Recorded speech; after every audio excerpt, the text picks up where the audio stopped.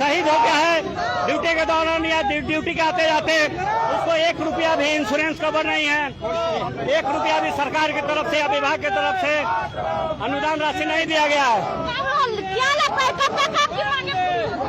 Sir हम तो बिहार सरकार से मांगे कब से कर रहे हैं, लेटर पे लेटर दे रहे हैं, लेकिन सबकी नीतीश बाबू मुख्यमंत्री जी, माननीय मुख्यमंत्री जी सबको सुन रहे हैं, हमारे सुन नहीं रहे थे।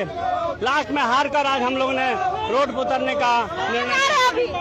सर अभी मांग है हम लोग का 112 चालक को राजकर्मी का दर्जा मिलना चाहिए, इंश्योरेंस कवर करना चाहिए, PMP 16 का भर्ती अतिशीघ्र किया जाए और बिहार में भूतपूर्व सैनिक को 12% का भर्ती में जो है बिहार सरकार के। क्या कहिएगा सर, मांगे कब तक पूरी होगी? आप लोगों की चुनाव भी आने वाला है, जब तक पूरी नहीं होगी तब तक प्रदर्शन चलेगा।